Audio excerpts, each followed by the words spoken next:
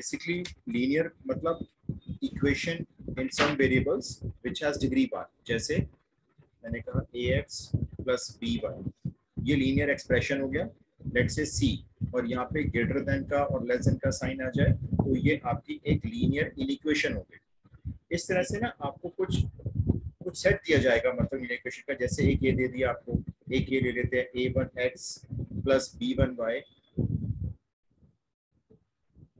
Less than और equals to c1, ऐसे कुछ सेट दे दिया जाएगा। तो ये जो हमको इस तरह से जो इनइक्वेशंस मिलेंगी ये हमारे कॉन्स्टेंट्स हैं। कॉन्स्टेंट्स का मतलब है लिमिटेशंस। जैसे मैं एक एग्जांपल लेता हूँ, पहले आप के टर्म समझ लो, जो टर्म यूज करेंगे। फॉर एग्जांपल मेरे पास एक इनइक्वेशन है 2x1 प्लस 3x2 और मान लो ये लेस देन इक्वल्स टू 16 है। मेरे पास एक और है सेट, मान लेते हैं 3x1 प्लस 4x2 और ये लेस देन इक्वल्स टू मान लेते हैं 15 है। कंडीशन इज गिवन, ये भी गिवन है, मान लेते हैं x1 और x2 जो वेरिएबल इसमें यूज हो रहे हैं, ये दोनों वेरिएबल ग्रेटर देन और इक्वल्स टू 0। तो ये जो आपको इस तरह से इनइक्वालिटी मिलेंगी, 2 या 3 या 4 मिलेंगी, ये दोनों ये हमारे कॉन्स्टेंट्स हैं। और ये जो x1 x2 ग्रेटर देन 0 है, ये आपके नॉन नेगेटिव कॉन्स्टेंट्स होते हैं, ये नॉन नेगेटिव कॉन्स्टेंट्स हैं।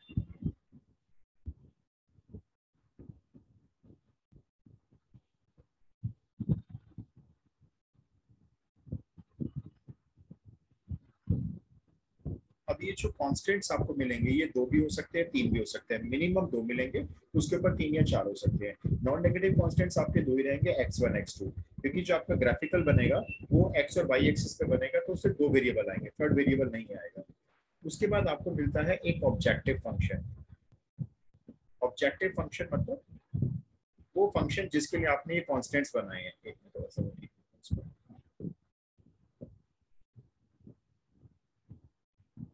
ऑब्जेक्टिव फंक्शन,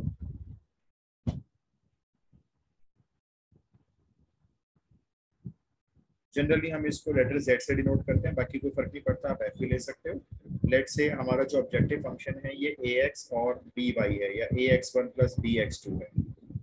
इस फंक्शन के बारे में आपको बताया जाएगा, इस फंक्शन को हमें मिनिमम करना है या मैक्सिमम करना है, वो आपको क्वेश्चन बताया जाएगा। मतलब ऑप्टिमाइजेशन प्रॉब्लम होगी, मैक्सिमाइज और मिनिमाइज। एक ही क्वेश्चन में दोनों एक साथ नहीं देंगे, या तो कहेंगे इसको मैक्सिमम करो या इसको मिनिमम करो, और ये आपके कॉन्स्टेंट्स हैं। इन कॉन्स्टेंट्स की लिमिटेशन को ध्यान में रखते हुए आपको इस फंक्शन को मैक्सिमम या मिनिमम करना होगा। इस तरह की प्रॉब्लम्स होगी। पहले आप ये नोट कर लो, फिर मैं आपको एक एग्जांपल बताऊंगा। नोट कर ले तो मुझे बता जरूर दे।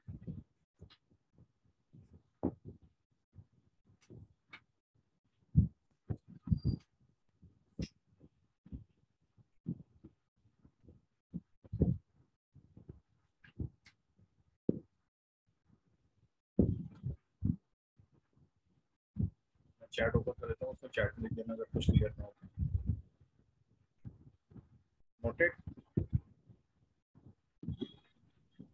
So can you please repeat? Actually, I joined late. I'm sorry. Sure, sure, no problem. Let's explain.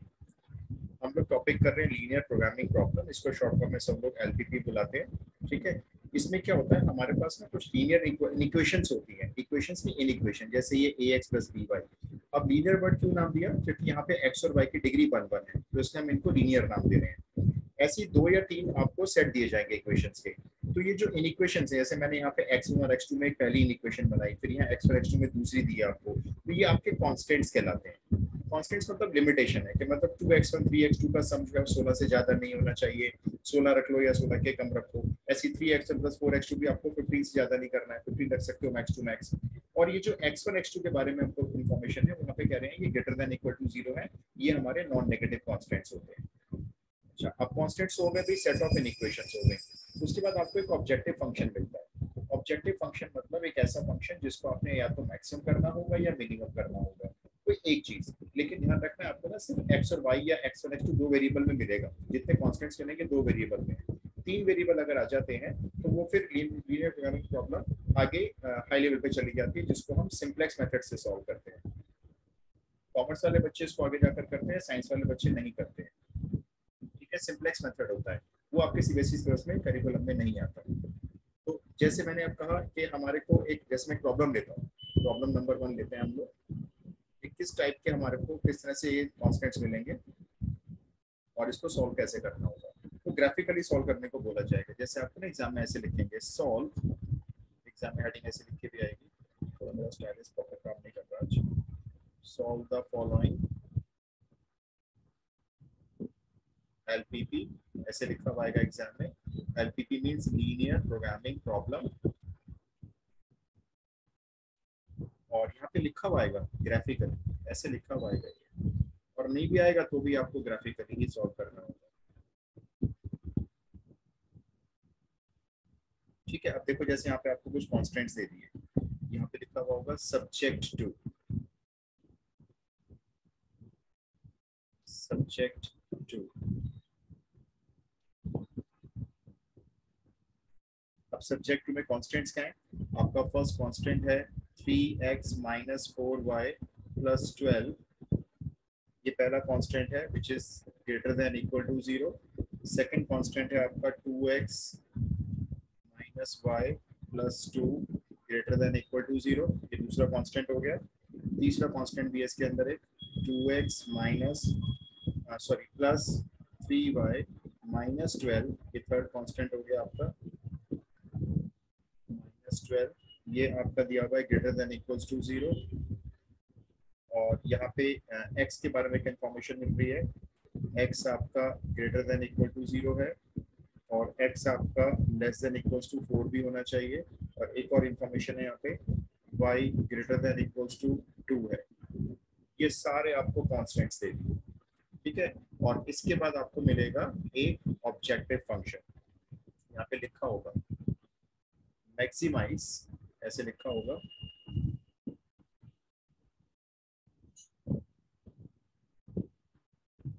Maximise. ये देखो जनरली z से शो करते हैं, आप किसी बुक में देखेंगे तो 3x + 5 है। ठीक है, ये आपका क्वेश्चन होगा। तो 1 2 3 4 5 6 7 कांस्टेंट दे दिए, 7 कांस्टेंट हैं और एक ऑब्जेक्टिव फंक्शन है, इसकी वैल्यू को मैक्सिमाइज करना है। तो सॉल्व का मतलब होता है आप x और y की वैल्यू बताओ जिससे ये सारे कांस्टेंट सेटिस्फाइड होंगे और इसकी वैल्यू मैक्सिमाइज होगी। अब सॉल्यूशन स्टार्ट करते हैं। आपको इसके लिए ग्राफ पेपर मिलेगा बोर्ड में, होम एग्जाम में शायद ना मिले तो अपनी कॉपी पे ड्रॉ कर लेना। ये मान लेते हैं ये आपका ग्राफ हो गया, एक्स और वाई एक्सिस हो गई। अब आप ध्यान से सुनो क्या करना है।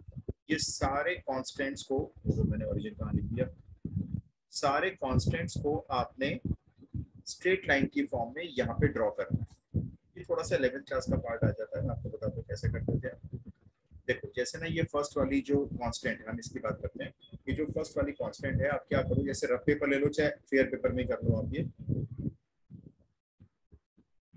ये जो फर्स्ट वाली कांस्टेंट है, इसमें अब जैसे मान लो मैं x को 0 पुट करता हूँ, ठीक है, तो मेरा जो y आएगा वो कितना आएगा? अगर मैं x को 0 पुट करूंगा तो मेरा y 3 आएगा। आप रफ में सॉल्व करके देखो इसको, यहाँ पे 0 रख लो तो 4y उधर जाकर 0 में ऐड हो जाएगा, 4y 12 हो जाएगा तो y 3 आ जाएगा। और अगर मैं यहाँ पे y को 0 रखूँ, फर्स्ट कांस्टेंट की बात हो रही है देखो दी, और अगर हम y को 0 रख ले तो 12 वहां जाकर माइनस हो जाएगा और x आपका -4 आ जाएगा। ठीक है, तो अब हमने क्या किया, y एक्सिस पे 3 लिया और x पे 0। तो y एक्सिस पे 3 देखो मैं अंदाजे से ले लेता हूँ, ग्राफ पेपर नहीं है। 1 2 3, ये मेरा 3 हो गया, और ये y एक्सिस पे 3 हो गया, और x एक्सिस पे 0। अच्छा, फिर दूसरा x एक्सिस पे -4, नेगेटिव में चलते हैं। 1 2, ये -3, और मान लेते हैं ये -4 हो गया।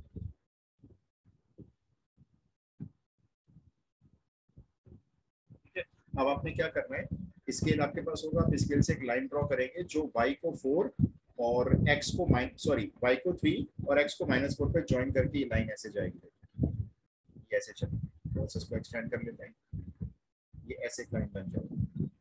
अब इस लाइन के आप किसी भी कॉर्नर पे ना इसकी इक्वेशन लिख देना। जैसे मैं यहाँ लिख रहा हूँ उसके कॉर्नर पे 3x minus 4y plus 12 and greater than equals to 0। अब क्या करना है इसको, ये तो हमने ड्रॉ कर दी लाइन।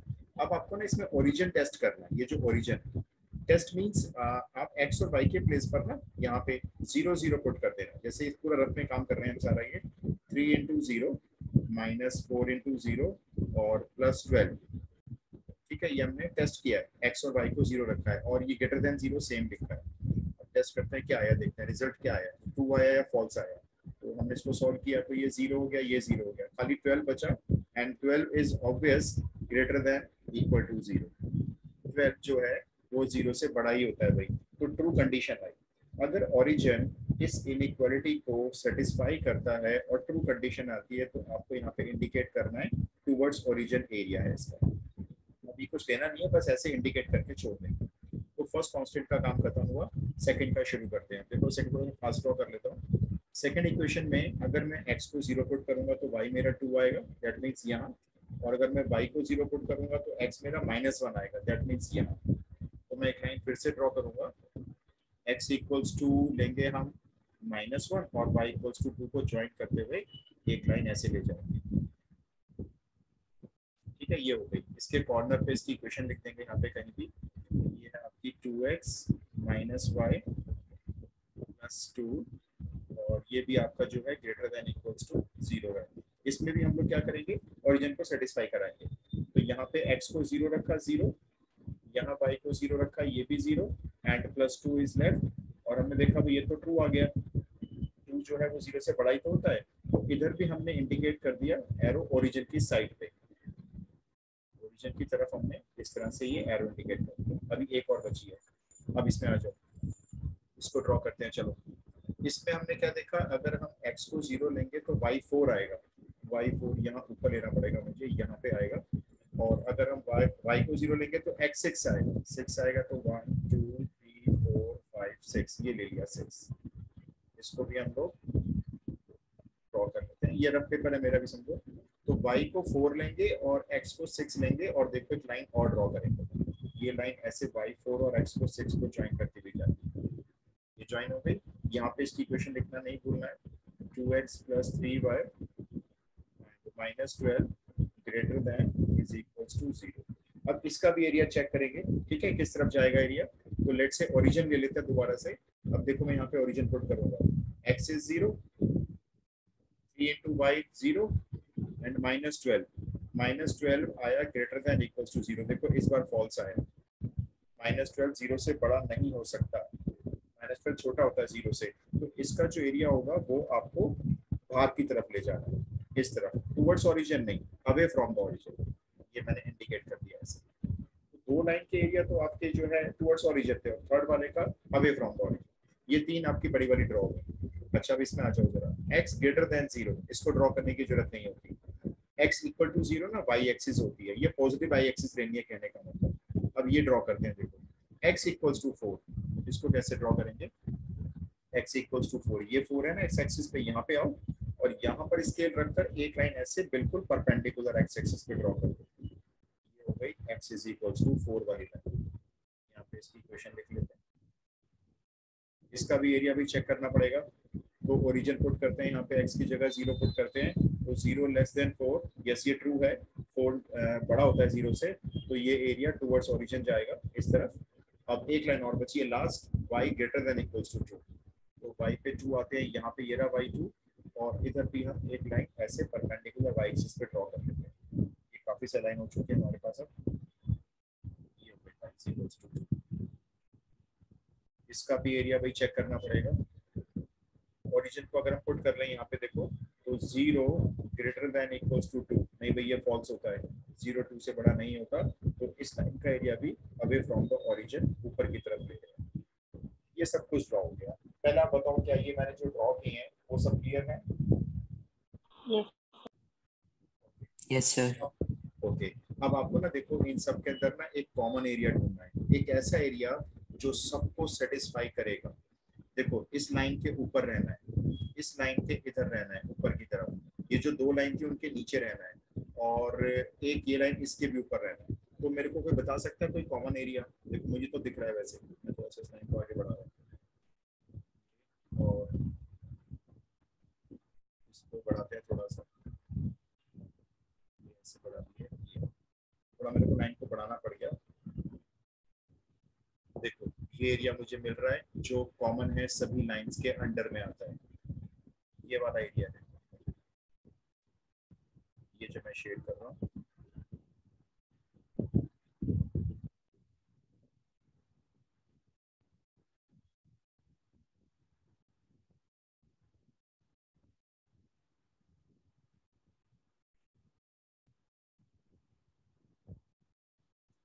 स्टेटस का प्रॉपर काम नहीं कर रहा। ये वाला ना, ये आपको दिख रहा होगा, ये कॉमन एरिया।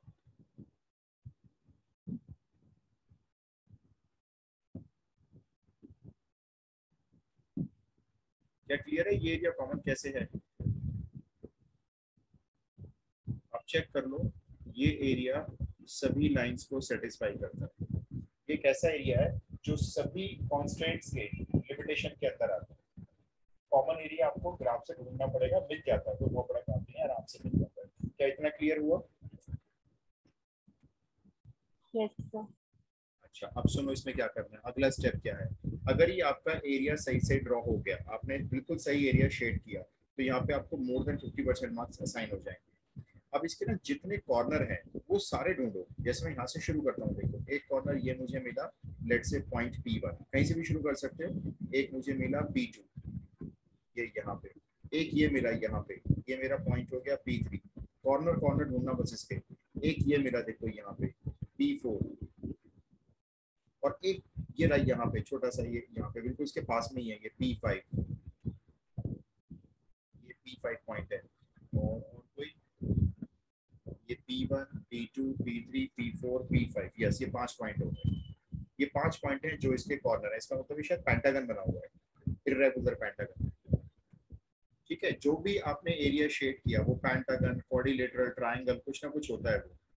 रेगुलर पॉलीगन होता है, सॉरी मतलब एक पॉलीगन होता है, रेगुलर तो नहीं पता, पॉलीगन होता है लेकिन वो। अब आप क्या करो, ग्राफ से इन सारे पॉइंट्स के कोऑर्डिनेट्स लिखो। जैसे P1 ये वाला पॉइंट, इसका देखो x मेरे को नजर आ रहा है 4 है, इसका x 4 है, और इसका y निकालने के लिए पता है क्या करेंगे। ये जो लाइन जा रही है ना, हमने इक्वेशन लिखी हुई है पहले से, ये जा रही है, ये लाइन जा रही है, ये पॉइंट P1 पे जाके मिल रही है। देखो इस लाइन में x को 4 पुट कर दो।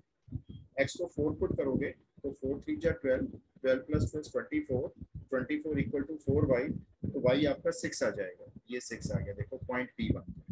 पॉइंट P2 की बात करते हैं। पॉइंट P2 उसके बिल्कुल नीचे है, इसका भी x हमारा 4 ही होगा, और इसका y तो 2 है। देखो ये लाइन यहाँ से जा रही है 2 से, तो पॉइंट P2 लाइन x को 4 और y को 2 पे मिलती है। ये तो Excuse me, डायरेक्ट, sir. हाँ बोलो बोलो। Sir, in P1, the value of y shouldn't be -6.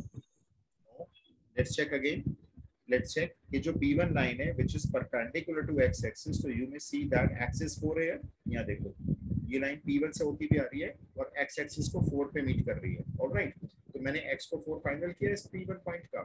Now how to find y।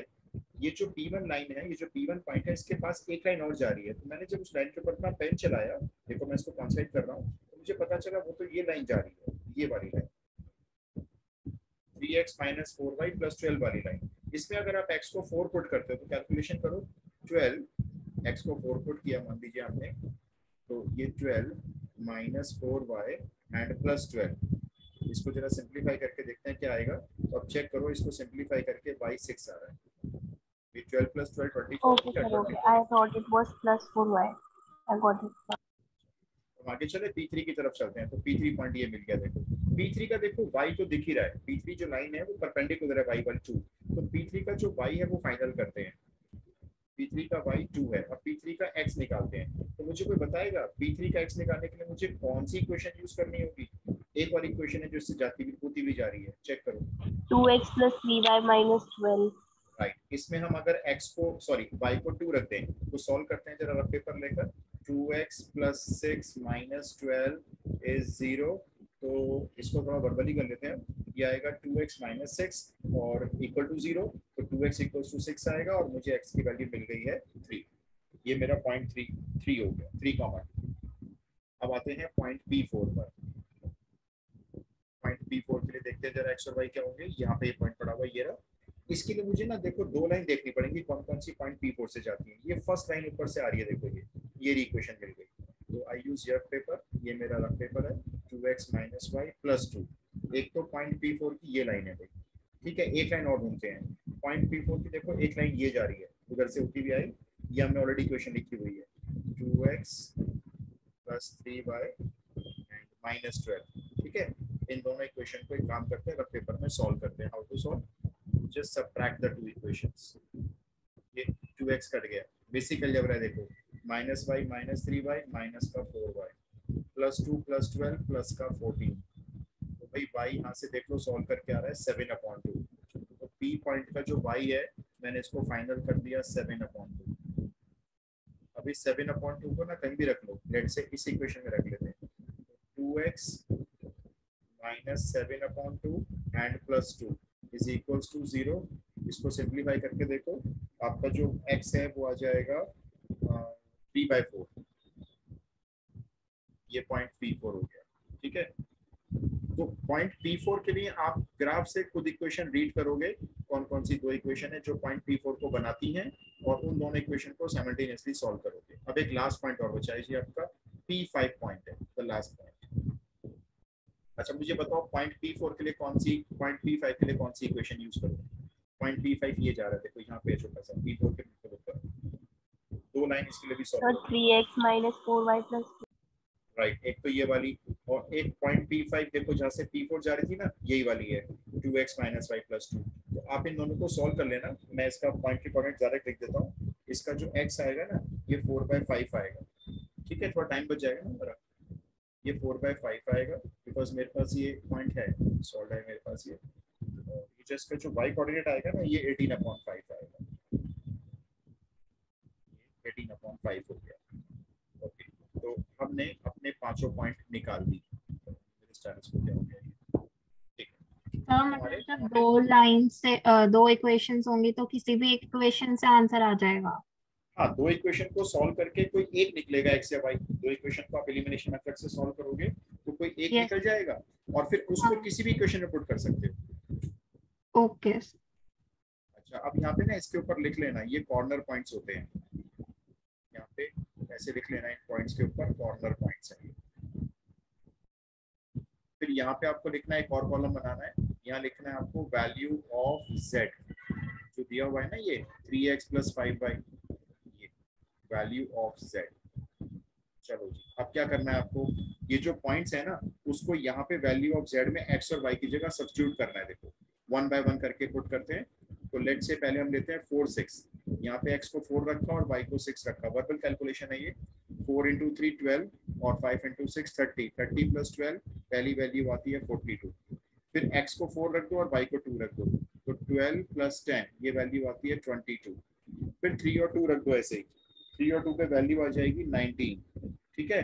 फिर 3/4 और 7/2 रख दो, 3/4 और 7/2 पे वैल्यू आ रही है 79/4, ये 79/4 आ रही है।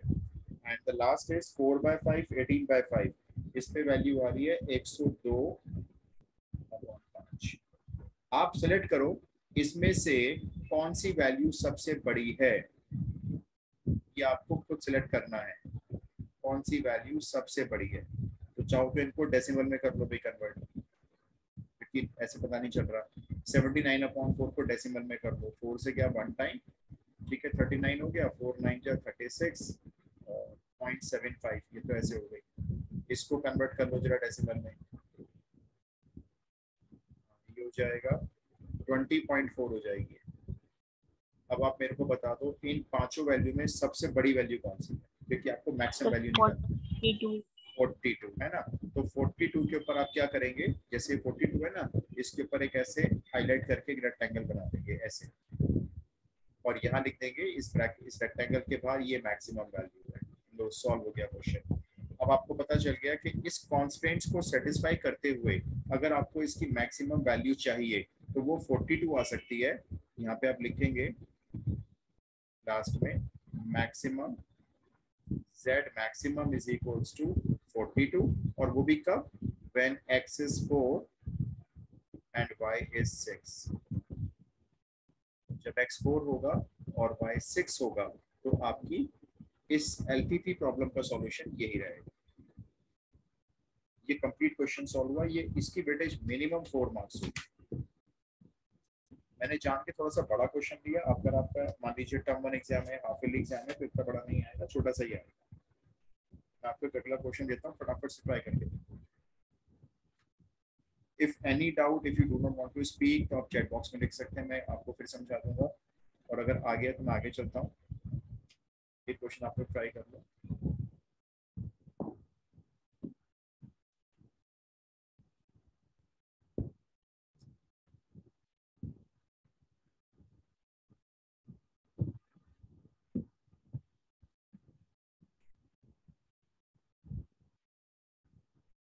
Done.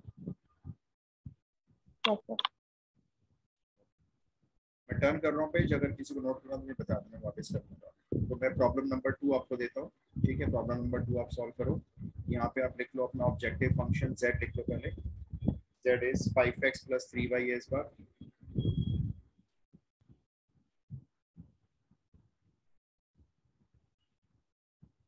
Five x plus 3y, यहाँ पे लिख लो ब्रैकेट में, मैक्सिमाइज करना है आपको इसे, ठीक है। ये मैक्सिमम करना है। उसके बाद यहाँ पे लिखे आप सब्जेक्ट टू, मतलब आपको कॉन्स्टेंट्स दिए जा रहे हैं। First constant is 3x plus 5y, 3x plus 5y less than or equals to 15।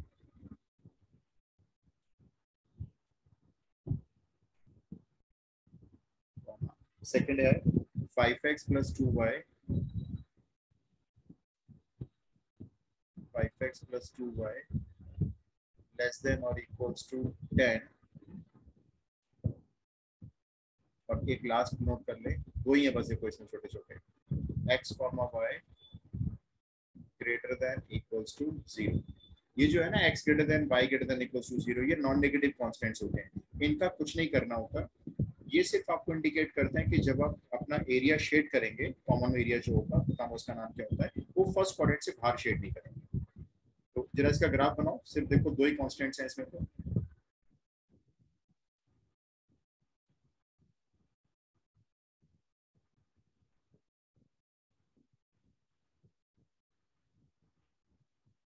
Mention जरूर करना है एग्जाम में, y axis x axis habit डालनी है इसकी। इसकी छोटी चीजों के बोर्ड में पॉइंट पे करते चले आते हैं ऐसे छोटे छोटे काफी मार्क्स।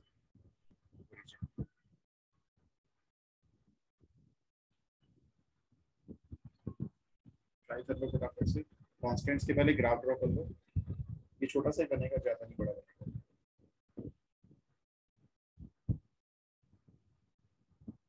x को 0 रखते हैं तो y 5 आ रहा है।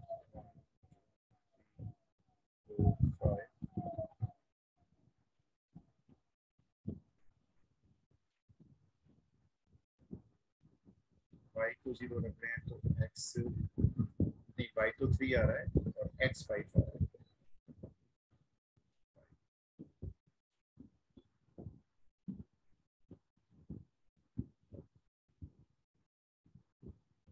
x तो 5 आ रहा है और y 3 आ रहा है, तो लाइन y को 3 और x को 5 रखकर ज्वाइन कर लेना। ऐसी पेंसिल ड्रॉ कर लेना फिर भैया एग्जाम में, लेकिन स्केल वगैरह लेके जाना। यहाँ पे इसका कॉन्स्टेंट्स नोट कर देते हैं। 3x plus 5y less than equals to 50। जैसे ही ड्रॉ करते हैं इंस्टेंट तुरंत आपने वहीं पे इक्वेशन लिख देनी है ताकि बाद में ढूंढना ना पड़े। और इसमें ना अब टेस्टिंग ओरिजिन कर लो। ये जो ओरिजिन है इसको टेस्ट कर लो जरा, पता चलेगा किस साइड का एरिया रहना है। एक्सिस देखो वर्बली हो जाती है, x is 0, y is 0, left hand side complete 0, और कंप्लीट 0 है और 15 से लेस है, भाई ट्रू हो गया। ये तो ट्रू हो गया, तो टुवर्ड्स ओरिजिन इंडिकेट करो अपने एरिया को ऐसे। अब सेकंड ड्रॉ कर लो। इसमें आप जैसे x को 0 रखोगे तो y आपका 5 आएगा, तो 5 पे ज्वाइन करेंगे लाइन को, और x आपका 2 आएगा, तो y को 5 ले लो, x को 2 ले लो, y को 5 x को 2, ये ऐसे चली जाएगी लाइन आपकी सेकंड वाली। यहाँ पे ना इसकी इक्वेशन लिख लें। आई होप सब लोग कर रहे होंगे, अगर कर रहे हैं तो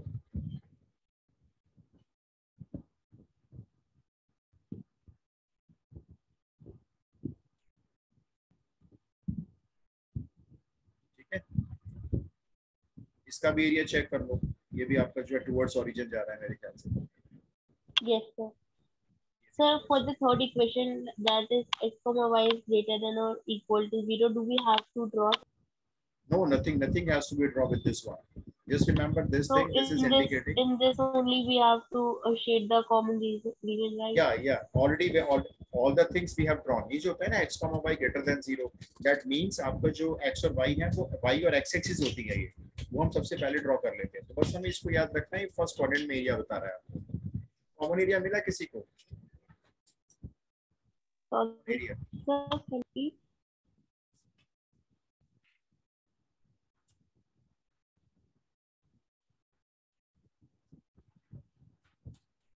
चेक करो, ये कॉमन एरिया है, एक क्वाड्रिलेटरल है। Yes sir. इसके कॉर्नर पॉइंट प्लॉट कर दो, कहीं से भी नेमिंग कर सकते हो आप, ठीक है, P1 P2 P3 के नाम से। जैसे मैं यहाँ से शुरू करूँ तो ये मेरा P1 हो गया, P1 हो गया, ये 2 पे ये P2 हो गया नीचे वाला। अच्छा, एक का नाम तो ओरिजिन ही है, इसको तो ओरिजिन ही रहने दो, और एक हमारा ये P3 हो गया, ये P3 हो गया। 4 पॉइंट है, P1 P2 P3, और एक तो ओरिजिन ही है सीधा।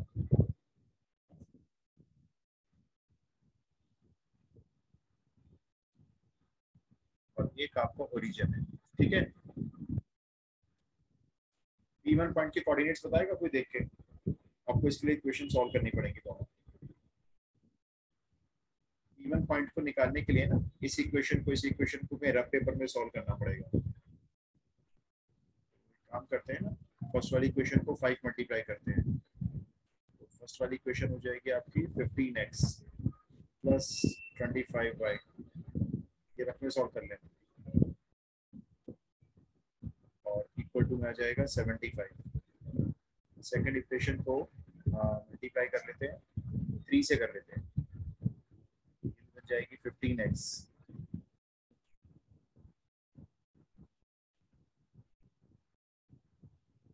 सॉल्व कर लो भी आप लोग भी जरा अपने आप,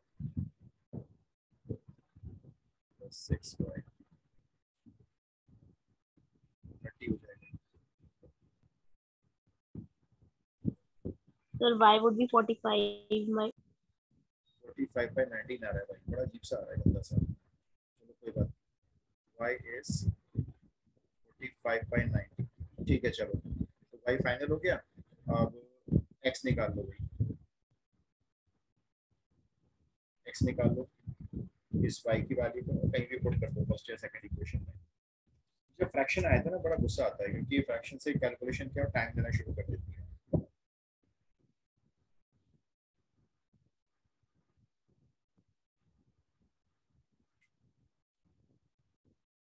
इसका x आएगा 20 by 19 आएगा, फिलहाल लिख देता हूँ ताकि आपको इजी हो जाए, थोड़ा जल्दी हो जाए।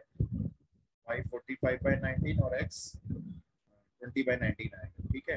अब आप सेकंड पॉइंट देख लो, बाकी 2 पॉइंट तो आसानी से निकल जाएंगे, क्योंकि पॉइंट P2 है ना, वो तो x एक्सिस पे नजर आ रहा है, 20 हो गया, और पॉइंट P3 आपका y एक्सिस पे नजर आ रहा है, 03 हो गया, और ओरिजिन तो सबसे आसान पॉइंट होता है, 00 हो गया। और यहाँ पे आपको वही z की वैल्यू लिखनी है, z की ये कॉर्नर पॉइंट्स हैं, मैंने लिख दिया C पॉइंट्स, C पॉइंट्स है, और यहाँ पे वही z की वैल्यू लिख दो, जो आपको मैक्सिमाइज करना है, 5x प्लस 3y।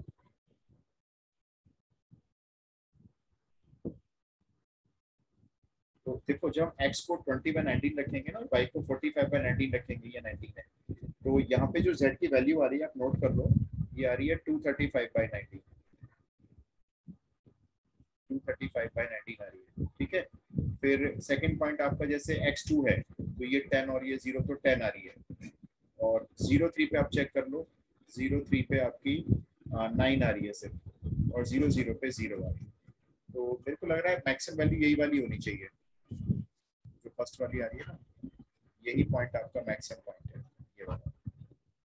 इसको ऐसे हाईलाइट करना है, यहाँ पे आपने लिखना है मैक्सिमम,